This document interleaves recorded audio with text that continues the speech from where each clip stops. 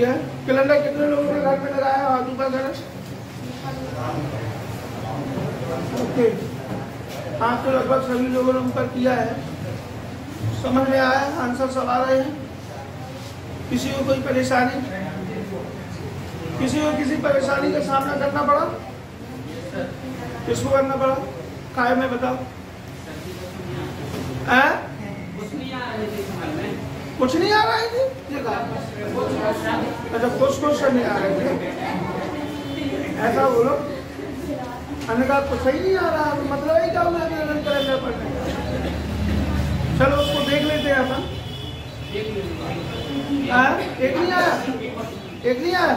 आया। कैसा नहीं आया? जो आया उसने टिक कर लिया।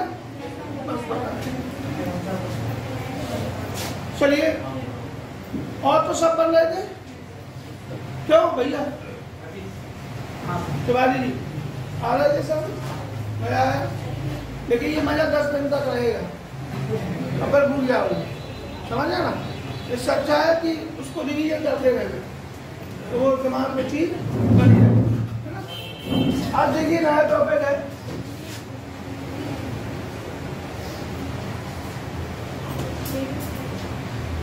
असमानता। कौन सा है? असमानता। इसे इंग्लिश में बोलते हैं इनइक्वालिटी, है ना? और दूसरी भाषा में कई लोगों की किताबों में ना असमानता लिखा होगा ना इनइक्वालिटी लिखा होगा, लिखा होगा गणितीय कथन एवं निष्कर्ष। क्या लिखा होगा? गणितीय कथन एवं निष्कर्ष। ये टॉपिक एग्जाम की दृष्टि से बहुत महत्वपूर्ण है, और खासकर बैंकिंग। ठीक है, ये चैप्टर बना है बैंकिंग के लिए ये, लेकिन अभी विगत पुलिस के पेपर में इससे 5 क्वेश्चन आए हैं, तो ये समझ लो कि इसने व्यापम पर भी आक्रमण कर दिया है। मतलब ये व्यापम में भी अब पूछे जाने वाला चैप्टर हो गया। इसके पहले ये नहीं आता था, लेकिन अभी हाल ही में जो पुलिस का पेपर हुआ है उसमें 5 नंबर से इससे क्वेश्चन पूछे गए, इसलिए हमें इसको बहुत अच्छे से पढ़ना है। ये है क्या? गणितीय कथन निष्कर्ष क्यों बोला गया? इसलिए बोला गया क्योंकि इसमें कथन रहते हैं और निष्कर्ष रहते हैं, लेकिन गणित के चिन्हों के रहते हैं। किसके रहते हैं? गणित के चिन्हों के। जैसे आपने बचपन से पढ़ा होगा कि छोटा चिन्ह और बड़ा चिन्ह पढ़ा होगा, तो अपन ने ऐसा पढ़ा है कि जिस तरफ का मुंह खुला हो वो बड़ा होता है, और जिस तरफ का मुंह बंद हो वो छोटा होता है। यही पढ़ा है कि नहीं पढ़ा?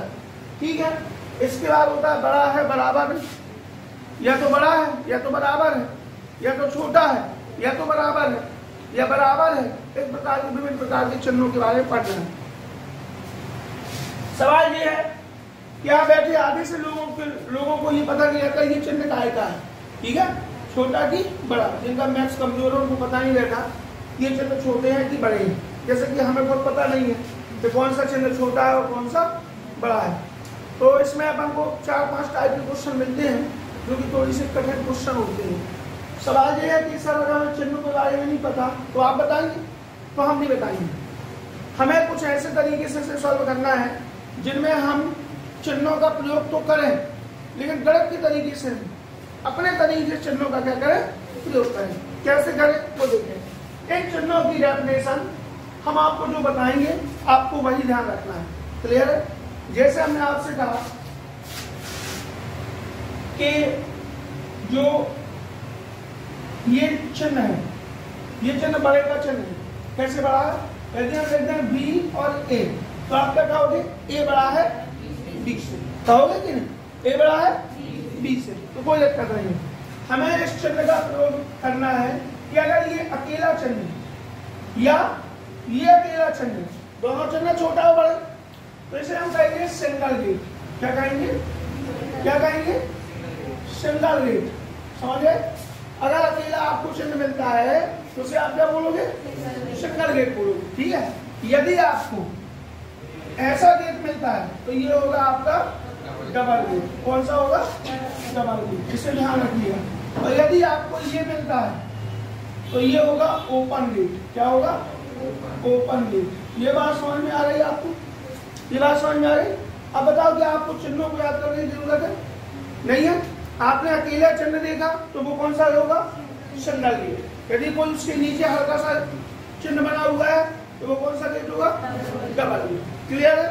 इसका मतलब ये है कि ये तो हो गया, मान लो ये छोटा है तो छोटा है या बराबर है, और ये हो गया बड़ा या बराबर। ठीक है, तो इसे याद करने की जरूरत हमें नहीं है। हमें तो ये देगा ये सिंगल गेट और ये डबल गेट। ठीक है, अब देखिए कुछ रूल है इसके, इन रूलों को हमें क्या करना पड़ेगा, फॉलो करना पड़ेगा। जैसे पहला रूल क्या लगता है सामने, जैसे पहला रूल है कि डबल गेट के साथ सिंगल गेट नहीं होगा, सिंगल गेट नहीं होगा। इसे दिमाग में और आत्मा में उतार लेना। ठीक है, कि डबल गेट जहां भी है उसके साथ सिंगल गेट नहीं होगा। अगर याद ना हो, एग्जाम में भूल जाओ तो ऐसे याद कर लेना कि एक मोटा आदमी एक सिंगल दरवाजे से नहीं निकल सकता। हमारा जैसा आदमी है और दरवाजा मान लो छोटा सा है तो हमारा पेट में आएगा, नहीं आएगा। तो मोटा आदमी सिंगल गेट से नहीं निकल सकता। लेकिन सिंगल गेट से, लेकिन डबल गेट के साथ सिंगल गेट नहीं हो सकता। लेकिन सिंगल गेट के साथ डबल गेट हो सकता है। बात समझ आई भाई? पतला दुबला आदमी डबल गेट से भी निकल सकता, नहीं निकल सकता। तो सिंगल गेट के साथ डबल गेट हो सकता है, किंतु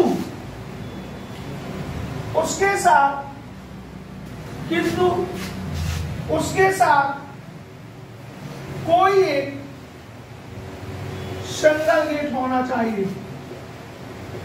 कोई एक सिंगल गेट होना चाहिए। समझे कि भाई सिंगल गेट के साथ डबल गेट हो सकता है, लेकिन कब, जब उसके साथ कोई एक सिंगल गेट होना चाहिए। मतलब किंतु उसके साथ कोई एक सिंगल गेट होना चाहिए, तब सिंगल गेट किसके साथ जाएगा, डबल गेट के साथ जाएगा। तीसरा, सिंगल गेट के साथ सिंगल गेट होगा। चौथा, डबल गेट के साथ डबल गेट होगा। पांचवा, ओपन गेट सभी के साथ होगा।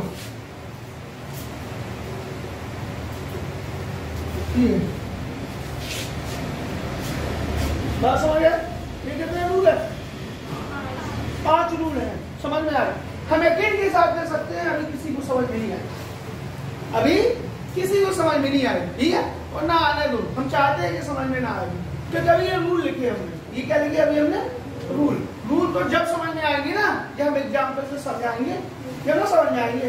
अभी तो आपने इतना लिख लिया, कैसे नियम सुन ले कि डबल गेट के साथ सिंगल गेट नहीं होगा, सिंगल गेट के साथ डबल गेट होगा यदि उसके साथ कोई सिंगल गेट है, सिंगल के साथ सिंगल होगा, डबल के साथ डबल होगा, और ओपन गेट सभी के साथ होगा। क्लियर है? अब समझिए कि इन नियमों को हम कैसे समझेंगे, कैसे। अगर ये नियम आपको याद हो गए तो ये मानो कि आपको गणितीय कथन निष्कर्ष बिना चिन्हों से बनने लगेगी। हमें चिन्ह याद करने की जरूरत नहीं है, और चिन्ह में आप गलत करोगे, हम जितना भी समझा रहे चिन्ह में आप गलत करोगे। लेकिन इसमें दुनिया का ऐसा कोई क्वेश्चन नहीं है, किसी को औकात नहीं है कि तरीकों से आप पढ़ेंगे और वो आपका क्या हो गया, गलत। और स्पीड के साथ एक क्वेश्चन 10 सेकंड के अंदर आएगा। कितने सेकंड के अंदर? 10 सेकंड। अगर ये नियम आपको रटे। अब देखिए क्वेश्चन कैसे आएगा। क्वेश्चन आएगा, उसने दिया एक कथन, उसने क्या दिया, ये कथन दिया, हमने कथन दिया A, single gate B, single gate C, double gate D, single gate E, double gate F, ये दिया हमने। ठीक, ये क्या हो गया, कथन। अब ये हो जाएगा निष्कर्ष। ये क्या हो जाएगा, निष्कर्ष। पहला निष्कर्ष हमने दिया ए, डबल गेट ई, दूसरा दिया ए, सिंगल गेट ई, तीसरा दिया डी, तीसरा दिया डी डबल गेट ई, तीसरा दिया सी सिंगल गेट एफ। अब हमें बताना है कि इस कथन को देखना है, समझिएगा ये इंपॉर्टेंट क्वेश्चन है। इस कथन को समझना है और बताना है कि इस कथन के अकॉर्डिंग ये कौन सा सही है। पहली चीज समझ लो, पहली चीज इसको लगाने से पहले एक चीज क्लियर कर लेना। क्या कर लेना? एक और देते हैं हम देते हैं ए डबल गेट बी। कितने निष्कर्ष दे दिए हमने? हाँ, इसके पहले क्वेश्चन देखिए यहाँ पर क्या हमने लिखा ए सिंगल गेट बी। तो आपको पता है कि यहां से रास्ता खुला है, ए कहां जा सकता है? यहां देखें आप, ए कहां जा सकता है? लेकिन क्या बी ए के पास आ सकता है? अब हम आपको कहा बी को ए को भेजना, तो आप भेज सकते हो क्या? ये क्या होगा? गलत होगा। लेकिन हमने दूसरा क्वेश्चन दे दिया ए सिंगल गेट बी, तो यहाँ पर क्या ए बी के पास जा सकता है? नहीं जा सकता है, क्योंकि रास्ता क्या है? बंद है, पुलिस ने बैरिकेड लगा दिए। लेकिन क्या बी ए के पास जा सकता है? जा सकता है। क्यों जा सकता है? रास्ता खुला हुआ है। पहली बात, अब इसको हमने बता दिया। अब यहां समझिए, उनने ये कथन दिया, ये निष्कर्ष दिया, बात समझे? अब देखिए उन्होंने क्या कहा, ए से कहां जाना है? ए से ई जाना है। तो देखिए आप, ए से बी जा सकते हैं, बी से सी, सी से डी और डी से ई जा सकते हैं। क्लियर है?